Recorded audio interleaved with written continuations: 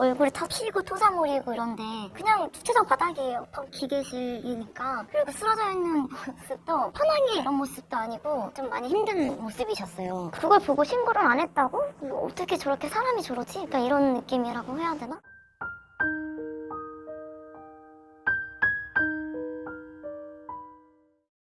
안녕하세요. 반갑습니다. 안녕하세요. 먼저 자기소개 부탁드릴게요. 연초에 금감원에서 청소 방역 일하시다가 돌아가신 이제 사건이 발생돼서 출연하게 된 딸입니다. 그 어떤 일을 하시는지 평상시에 아버님한테 들어보신 적은 있으세요? 금감원의 전체 건물을 방역을 하셨어요. 그 건물 전체 다 아버지 혼자 소독 약품 뿌리는 일을 하시는 거예요. 제가 이 뉴스에서 봤을 때는 이제 과로 이런 걸로 들었거든요. 실제로 어떤 일이에요? 뇌출혈로 쓰러지셨는데 거기서 일을 하실 때 이제 혼자서 쉬시는 공간이 없으셨어요. 기계실 같은 펌프실 같은 데서 홀로 이제 쉬셨거든요. 거기서 이렇게 사고로 당할 줄도 몰랐고. 원래 지병이 있으셨어요? 아니요, 몸도 많이 챙기시고 약 드시는 것도 없고 건강하셨어요. 그 업무는 원래 혼자서 계속 하셨던 거예요? 네, 혼자서만 하셨어요. 거기 환경미화 팀들이 있어요. 이번에 정규직으로 전환이 되시면서 금감원이 자회사로 만들었더라고요. 근데 그러면서 이제 인원 감축이 들어가니까 환경분들도 좀 많이 힘들어해서 이제 아빠가 그런 일도 도와주고는 했다고 하더라고요. 근데 그분들이 따로 아빠 일 도와주는 건 없었고 혼자서만 방역하신 걸로 알고 있어요. 아버님은 정규직은 아니셨고요. 네, 면허 같은 게 있어야만 방역을 할 수 있나 봐요. 그 환경미화 쪽에는 면허 같은 게 없어서 방역을 할 수가 없다고 하더라고요. 근데 그게 저희 아빠가 계약된 그 선라이즈 그 대표님이 그런 면허가 있어서 아빠를 혼자 채용해서 넣은 거더라고요. 그래서 그런 거 일용 근로자로 넣으셨던 거라. 그럼 아버님은 금감원에서 매일 근무하시는 게 아니라 매일 근무하세요. 그럼 아버님은 실제로는 이제 용역의 입장으로서 일을 하셨지만 네. 출근은 항상 금감원으로 하셨던 거예요? 네, 그래서 일일 방문증을 매일 받고선 하셨거든요. 작년 4월부터 근무를 하셨으니까 꽤 일을 하셨어요. 근데 그 일을 하실 때 직장 내 괴롭힘도 많이 당했어요. 이렇게 혼자서만 업체가 다르니까 청소환경미화 이쪽에 소장이라는 분들이랑 부소장 이런 분들이나 아주머니들이 아빠를 휴게실을 못 쓰게 좀 불편하게 하고 힘들게 하니까 아빠가 총무국 쪽에다가 말을 했어요. 그랬더니 총무국에서 이렇게 다 앉혀놓고 서로 조율을 해서 일을 하는 거 어떠냐, 휴게 공간도 쓰게 하고. 그 앞에서는 그냥 또 알겠다고 하고서는 그렇게 됐는데 또 불구하고 그 부소장이라는 분이 아빠를 유독 많이 괴롭혔어요. 아주머니 한 분이랑. 근데 그 분이 아빠 앞에를 두고 아빠 대표한테 전화를 걸어서 당장 이 사람 자르라고 할 정도로 되게 괴롭힘을 많이 당했어요. 그래서 그거를 조율한다고 한 게 실패를 하고서는 계속 휴게실을 못 쓴 거죠. 근데 너무 싸움이 너무 하니까 너무 힘들어서 1월 중순쯤에 이제 그만 다니겠다고 그 선라이즈 대표한테 말을 했는데, 그래서 1월 31일까지 근무를 하는 거였는데 30일날 가셔서 못 돌아오셨죠. 괴롭힘이 있었다고 말씀하셨던 부소장 그런 분들은 금감원 소속의 정규직이신 거예요? 네, 자회사 소속 분들이세요. 금감원의 그런 인력 부분을 담당하는 네. 자회사 네, 소속이신 네, 거고 네. 저도 회사를 다녀본 입장에서 일단 휴게실을 못 쓰게 한다는 건 사실 언뜻 이해가 안 되는 부분이긴 해요. 업무 강도는 어떤 편이라고 하셨어요? 아빠가 혼자서 20층이 되는 건물을 했으니까 추우니까 이렇게 운동화에 털 붙어있는 신발을 신고 다니셨어요. 하루를 청소를 이렇게 한 번 딱 하면은 털신이 젖을 정도라고 하시더라고요. 근데 펌프실은 또 추우니까 이제 온도차가 또 심하겠죠? 뭐 하루 종일 땀범벅이고 신발까지 젖고 하면서 또 점심 드시고 또 일하시고 핸드폰을 찍히잖아요. 그걸 보면은 4만 보, 5만 보를 매일 그렇게 찍혀 있더라고요. 그만큼 많이 걷고 하시는 거죠. 이번에 저도 이제 뉴스에서 접한 내용이긴 한데 이제 유족 측 입장에서 CCTV를 공개해달라는 요구를 하셨잖아요. 네. 그 CCTV를 공개해달라고 했던 이유는 뭐예요? 아빠가 30일날 출근을 하시고 31일날 발견을 한 거거든요. 30시간이 넘는 시간인데 언제 거기 들어가셨는지 뭐 언제 마지막으로 나왔는지 이런 걸 저희가 하나도 모르니까 이미 거기서 실려 나오실 때는 이제 의식이 없는 상태로 나오셨으니까, 그래서 시간을 파악하려고 처음에는 물어봤어요. 그래서 영상을 줄 수 있냐 했더니 처음에는 알겠다, 대신에 드나드는 사람들을 마스킹을 해서 주겠다라고 했는데, 시간이 지나고 나서 마스킹 처리가 하는 게 길어졌고 내부적으로 심의가 좀 겹쳐져야 될 것 같다. 근데 그 이후에 저희가 아빠 49제 날 금감원 부원장을 만나고 왔어요. 불러서 저희는 CCTV를 뭐 주는 줄 알고 간 거죠. 갔는데 이 자리에서 보여줄 수 있는데 편집본만 보고 가라. 저희는 그럴 수 없다. 아빠가 몇 시에 들어가고 그 이후에 거기 사람이 드나들었는지 뭔지 그걸 파악을 하고 싶다. 그랬더니 줄 수 없다고 하더라고요. 뭐 법적인 것 때문에 혹은 수사 중이어서 그런 이유를 계속 둘러서 얘기를 하고서는 아직도 보지도 못하고 받지도 못해요. 그럼 아직도 CCTV를 못 보신 거고, 근데 연락도 없어요. 그리고 아버지가 돌아가신 그 현장도 아직 못 보신 거고. 네, 유품도 한참 뒤에 받았으니까. 일단 아버님이 이제 출근하셨단 말이에요. 근데 그 다음 날까지 이제 집에 돌아오시지 않은 거니까. 그럼 집에서는 어떤 연락을 취했었나요? 아빠 퇴근 시간이 5시 전에는 꼭 들어오세요. 별일 없으면. 근데 안 들어오시니까 그러면 어디 저녁을 드시러 갔나? 처음에는 그런 생각이 들죠. 기다렸다가 한 10시쯤 됐는데도 안 오시니까 엄마가 처음에는 아빠가 연락이 안 된다. 뭐 친구들 만나서 뭐 밥을 드시고 있는지 뭐 술 한잔 하시는지 그럴 수 있으니까 좀 더 기다려보자. 그랬는데 12시 뭐 1시 되도록 안 오시니까 이상한데? 내 생각은 들잖아요. 그래서 그럼 좀만 더 기다려보고 아빠가 4시쯤에 출근을 하시니까 그때까지 좀 기다려보자. 새벽 4시에 출근하셨어요? 네, 새벽 4시 기다려보자라고 했는데 다음날에도 이제 안 오신 거죠. 그래서 제가 아빠 휴대폰을 근래 바꿔드리면서 그 삼성 내 디바이스 찾기라는 게 있어요. 근데 그걸 제가 깔아놨었는데 제가 출근을 이제 하면서 그 조회를 해봤죠. 근데 금감원이 뜨는 거예요. 그래서 엄마한테 금감원이다, 다행이야, 출근해서 일하고 있는 것 같아 라고 했는데 전화는 여전히 안 받으니까 바쁜가 보다, 아빠 일하니까. 애들로 좋게 생각하려고 했던 것 같아요. 근데 엄마는 계속 불안하고 이렇게 안 될 리가 없다고 하는데 회사에도 전화를 해야지 이런 생각을 그때는 못했던 것 같아요. 그래서 퇴근 시간까지 기다려보기로 해서 기다렸는데 3시 반, 4시가 넘도록 계속 금감원으로 뜨는데 연락은 안 되고, 그때서야 전화를 뒤늦게 했어요. 5시에 어디로 하신 거예요? 금감원으로 전화를 걸었어요. 제가 환경미화 쪽으로 전화를 걸었더니 우리 직원이 아니기 때문에 확인을 해줄 수 없다. 그래서 엄마가 이제 총무부 쪽으로 전화를 한 거예요. 저희가 알아보겠다라고 해서 그쪽에서 다시 환경미화 쪽으로 전화를 걸었나 봐요. 찾아보라고 했는데 그때 이제 펌프실에서 발견이 된 거죠. 오후 5시 반쯤이거든요. 근데 처음에 소장이 발견을 했다고 했어요. 그래서 엄마한테 전화를 소장이 걸었더라고요. 코 골면 잠을 자고 있으니 빨리 모셔가라고. 근데 엄마가 무슨 일 있냐고. 잠을 하루 종일 잘 수가 없잖아요. 그리고 사람이 거기서 잠을 자고 있는데 보통은 이렇게 깨우면 일어나잖아요.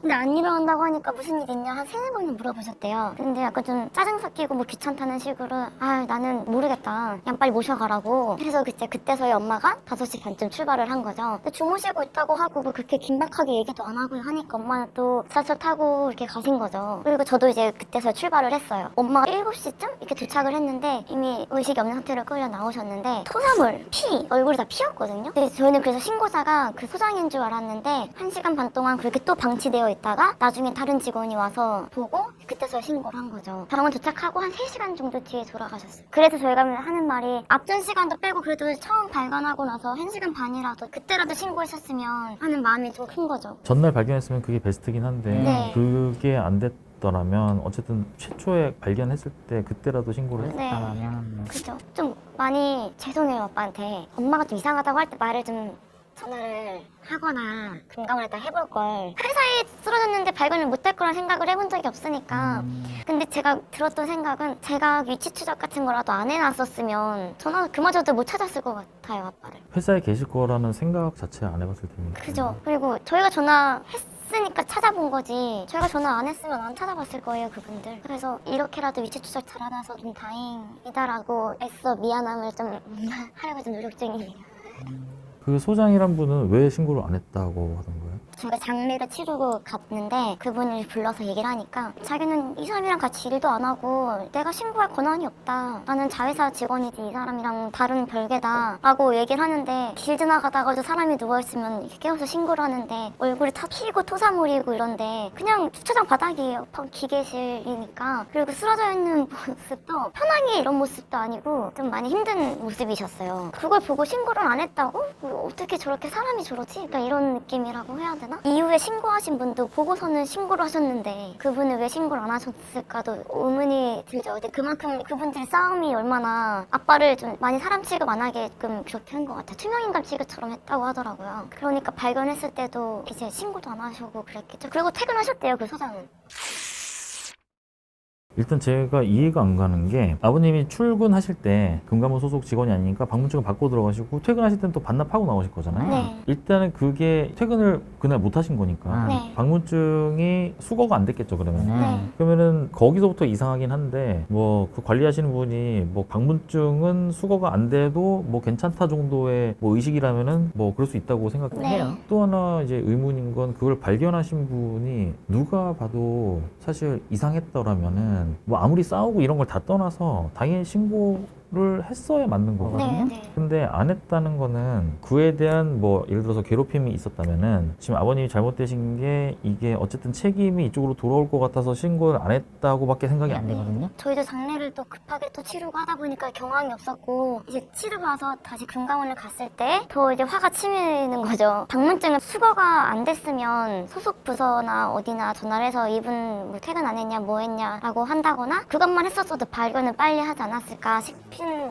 거고 퇴근까지는 그래 몰랐다고 하자 그러면은 다음날 출근을 안 했잖아요. 결근인 거잖아요. 그러면은 이 사람이 소속한 대표한테라도 연락을 이 사람이 안 왔다라고 해야 되는 게 아닌가. 근데 출근 안 한 것도 모르고 있었던 거죠. 아빠의 출퇴근을 관리한 사람이 없었어요. 금감원하고. 선라이즈 대표님도 모르셨대요? 몰랐어요. 그런 상황에서 더 화가 났던 건 장례를 치르고 나서 갔을 때 위폰도 못 받고 뭐도 못하고 그냥 돌아왔어요. 돌아오는데 금감원 쪽에서 전화가 오더라고요. 안내데스크다. 유품에서 방문증 없었냐. 방문증 달라고. 그걸 듣는데 진짜 헛웃음 난다고 해야 되나? 유품도 받으러 갔다가 못 받아와서 가방 안에 그게 있는지 없는지도 모르는데 그거를 달라고?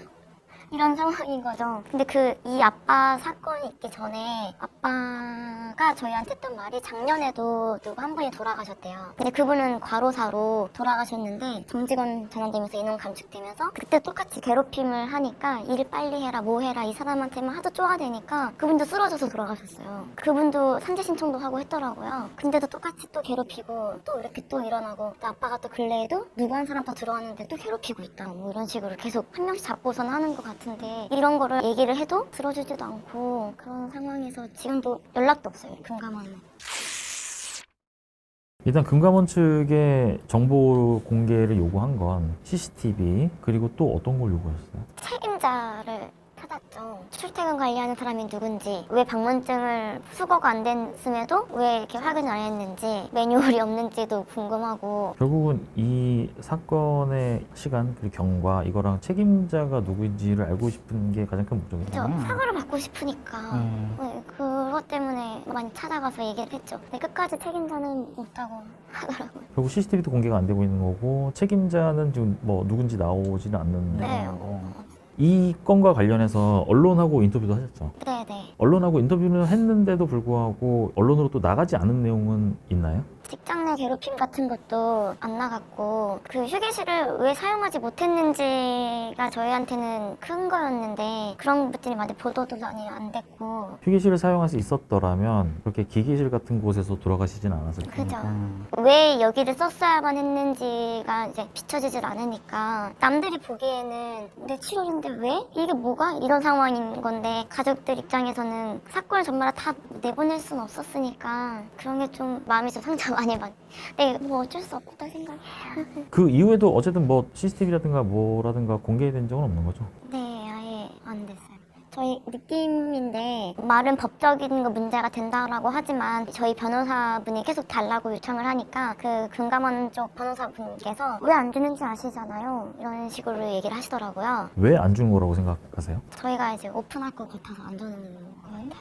저희가 뭐 언론에 뭐 이렇게 어딘가 노출이 될 것 같아서 안 준다는 식으로밖에 안 들리더라고요. 그 CCTV 영상이 예를 들어서 언론에 노출이 됐어요. 뉴스 같은 데 나오기 시작했어요. 그러면은 금감원은 거기서 뭘 두려워하는 거예요? 저희도 그거를 모르겠어요. 왜 저희한테 편집본만 보여준다고 하는지. 그런 태도가 오히려 많은 추측을 낳을 수 있는 건 아닌가. 가족들끼리 하는 말로는 왜 안 주지? 그럼 거기에 아빠가 마지막으로 들어가고 나서 거기에 드나드는 사람이 있었음에도 그 사람들이 신고를 안 하는 게 보여지나? 그런 생각도 할 수도 있고. 그래서 편집을 했나? 뭐 많은 라는 생각이 들죠. 어쨌든 돌아가신 건에 대해서 경찰에 신고를 할 수는 없었죠. 돌아가시고 나서 경찰에 신고를 했어요. 형사분이 와서 얘기를 하니까 이거는 병사기 때문에 저희가 조사할 게 없다. 종결시켜버렸어요. 그 자리에서 그냥. 저희는 부검하려고 했었어요. 처음에는. 근데 이거는 병사라서 부검할 필요 없습니다. 그냥 빨리 노동청 가서 CCTV 확보하시라고. 장례를 해야 되는데 그 빨리 가라고 하니까 빨리 간 거예요. 근데 노동청 근로복지공단 뭐 이런 데서는 아빠가 그렇게 됐는데 장례 치르는 줄 아니냐. 남들이 보기에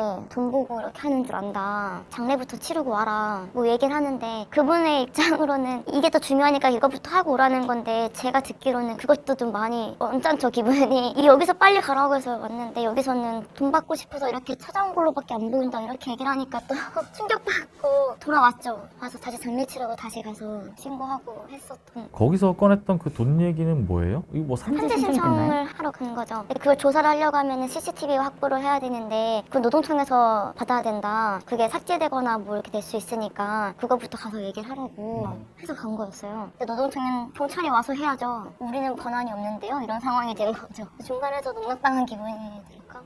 경황도 없는데 어쨌든 산재는 불승인 처리 나서 안 됐어요. 근데 많이 저희가 힘이 없고 아빠가 힘이 없고 이렇게 이런 일을 하신다고 해서 금감원에서도 좀 많이 무시를 받았던 그런 상황인데 그러니까 아빠가 이렇게 일하시면서 힘들었다 왜 뇌출혈이 왔는지도 병사가 아니라 그것이 추워서 추위에는 뇌출혈이 올 수도 있다고 또 하잖아요. 땀을 흠뻑 흘리고 좀 쉬다가 앉았다 일어나도 쓰러질 수 있는 그런 상황에 충분한 상황인데 그런 거가 많이 알려지지 않아서 알려지는 게 뭐 중요한 목적은 아니지만 좀 화나고 억울하고. 일단 유족 입장에서는 원인을 정확하게 알고 싶은 게 첫 번째니까. 네네. 왜 돌아가셨는지, 뇌출혈이 발생했다면 뇌출혈은 왜 발생한 건지, 신고는 왜 늦어졌는지, 그러니까 모든 걸 다 알고 싶은데 지금 알 수가 없는 상황인 네. 거죠. 뭐 예를 들면 소장이 뭐 1시간 반 동안 신고를 안 했다? 그때 CCTV를 보면 알 수 있을 것들이라는 거죠. 거기에 문 열고 사람이 들어갔는지 안 들어가는지도 저희는 그것도 보고 싶은데 확인을 할 수 없는 거죠. 그래야 저희는 책임을 물고 싶고 사과를 받고 싶은 건데 그거조차도 할 수가 없는 상황이에요. 아무것도 할 수가 없어요. 금감원은 유족과 충분히 연락을 하고 있다. 뭐 이렇게 보도자료를 뿌렸더라고요. 근데 단 한 번도 연락이 먼저 온 적이 없어요. 저희가 전화를 해서 이것 좀 주시면 안 돼요? 뭐 하면 안 돼요? 라고 하면은 알아보겠습니다. 아직은 안 됩니다. 이런 것만 전화를 했을 뿐이지 한 번 전화 왔다. 그 부원장이 만나고 싶어 한다고. 그거 외에는 아직까지 연락도 없고 유품도 경찰이 찾아다 줘서 받은 거지 가져가라고 하지도 않더라고요. 줄 수 없다고만 하고. 수사도 저희가 변호사로 선임하고 고소를 했기 때문에 수사가 진행이 된 거지 금감원 측에서 처음에